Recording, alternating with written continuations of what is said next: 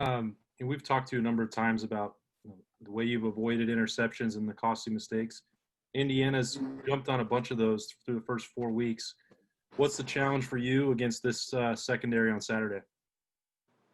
I think they've been getting so many interceptions, not only because of their secondary, because of what blitzes they bring. So I think, our job on offense is just to pick up every blitz and, just execute on offense, throw and catch the ball. So what I've seen on film, they blitz and the quarterback doesn't know where it's coming from, and the quarterback gets rattled in the pocket, and he ends up making a bad decision or making an errant throw. So that's going to be the tough part this week, is just, picking up their blitzes and, and if we do that, I feel like we'll be pretty successful on the field throwing the ball.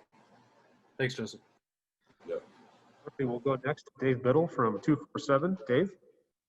Thanks, Mike. Hi, Justin. Indiana has the same defensive coordinator that they did last year. Obviously, Tom Allen, their head coach, is a defensive guy. They seem to be a better defense this year. Are they doing anything differently, or are they just a year older and a year better? They have a lot of great athletes on defense. Of course, they have a great coach and their head coach, Tom Allen. But, I mean, they do a little bit of things differently. I think they probably added some stuff. But, like I said before, they have great athletes and a great coaching staff. So it's no surprise that they're having such a great year. Thank you. All righty, go next to Tim May from Letterman Row. Tim? Thank you very much, Mike. Hey, Justin, as you watch these guys on video, is there a rhyme or reason to how they blitz? Are you picking up tells as this goes on? Because they kind of seem to come from all angles at times. Just how would you describe their blitz package? Yeah, they bring so many different blitzes. So, I mean, it's hard to tell. They do a great job disguising it. But like I said before, we just have to do a good job picking up those blitzes. But, they do bring a lot of blitzes from, all areas of the field. So we just got to be looking out for it. Thanks, man. Yep. All righty, we'll go next to Tony Gerdeman, Buckeye Scoop. Tony? Justin, you may have been answering this with each question, but what does Indiana do better than maybe anybody?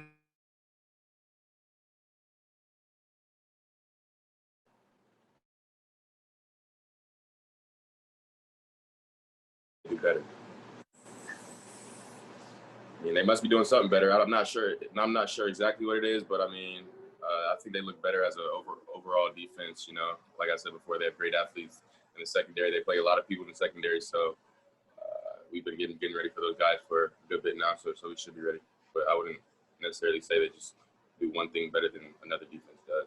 They probably do a little bit of stuff differently on defense, which might work out. So their scheme might be better than other defenses, but I don't know like a particular thing that they do better than other defenses that we play. Is this the best defense you'll play this year so far? I'm not sure because I haven't watched, film on the other defenses that we play, later in the year. But I think it's definitely one of the best defenses we'll play all year. All righty, we'll go next to Bill Rabinowitz from the Columbus Dispatch. Bill? Hey, Justin, obviously you have a lot of confidence in Garrett and Chris. So they have 42 receptions. No other wide receiver has more than 5. Is that just a product of how good those two are, or is there something that you're still kind of trying to find a comfort level with the other receivers? No, I feel like I'm comfortable with all the receivers. I mean, we've been working ever since our season got canceled. So not only Chris and Garrett, I feel comfortable with all my receivers. I feel like we're all on the same page. They're all great receivers, or they wouldn't be at Ohio State. But it's not necessarily, a hit on other receivers that I'm not on the same page. Then the ball just ends up in Chris and Garrett's hands more. So, I mean, it is what it is. And, the other receivers know that. And, our job this year is just to do our job and not really worry about who's getting the ball more so on, the plays. And all we want to accomplish this year is just to win each and every game. So it's a team thing. So we're not trying to really look at individual stats and stuff like that. Of the other guys, are there one or two that you really are finding a comfort zone with, that you really feel confident with? Like I said before, I feel comfortable with all of our receivers. There's not really ones that I feel more or less comfortable with. I think all of them are great receivers, great athletes, great people. So I just feel comfortable with all the guys. All right. Thanks, Justin. Mm-hmm. All righty, we'll go next to Nathan Baird, Cleveland.com. Nathan?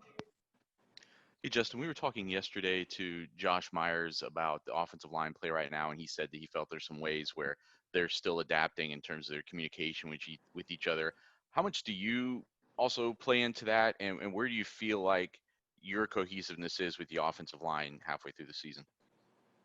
The only time I communicate with the O-line is, pre-snap, getting the ID. But I think Josh is talking about more and, bumping things off and, kind of communication within the line during the play. I think that's more so of what he was talking about. But yeah, I mean, my part in communicating with the O-line is just before the play, I ID a linebacker. Sometimes Josh does it. Sometimes I do it.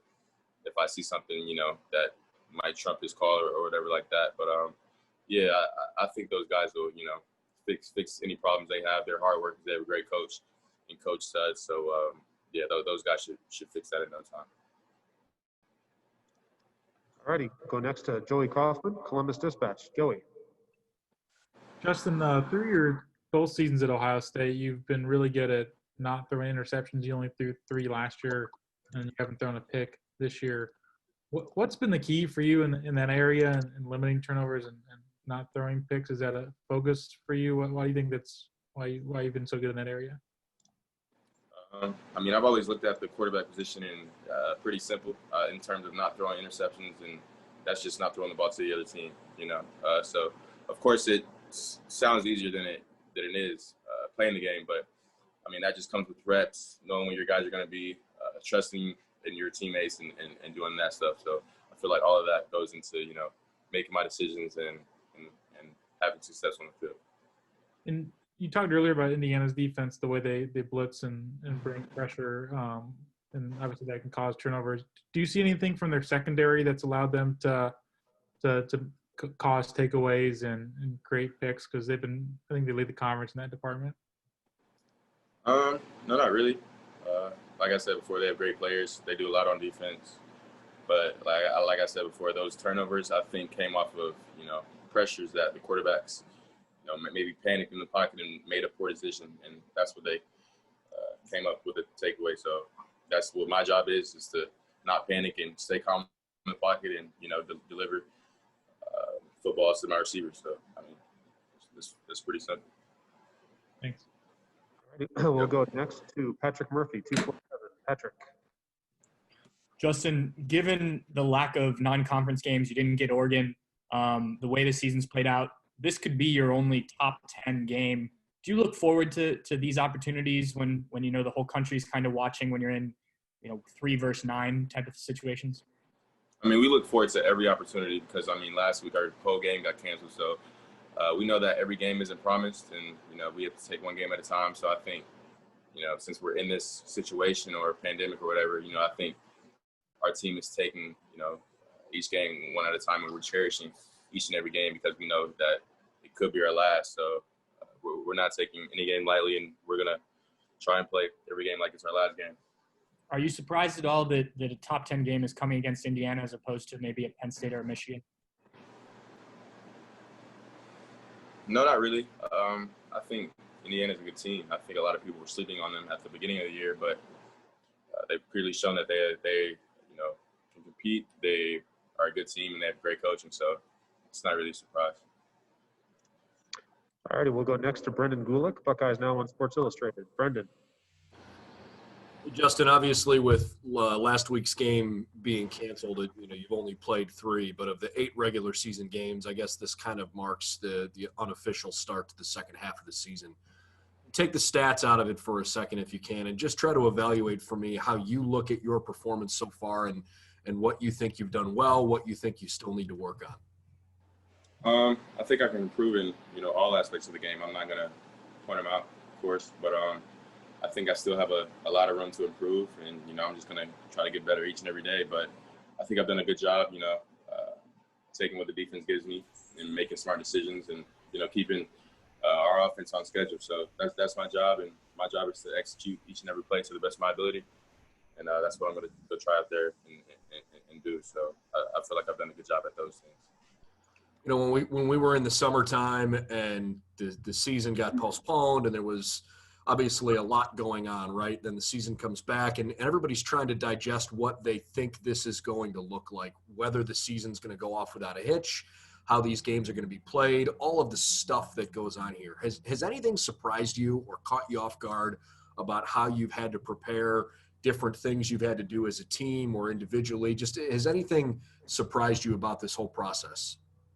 No, I think, throughout this whole process, the one thing that I've learned is you're going to get surprises. So it's the way you react to them. It's the way you deal with those surprises. Just like last week, take last week for an example. It was like 20 minutes before we were about to go out and practice, and we just had found out that our game got canceled. So I think our team is used to, changes. And I think our job, our job, like with those changes is, just to react the best way and, to control what we can control at the end of the day. All right, you got time for two more. We'll go to Tim Hall from 97.1. Tim.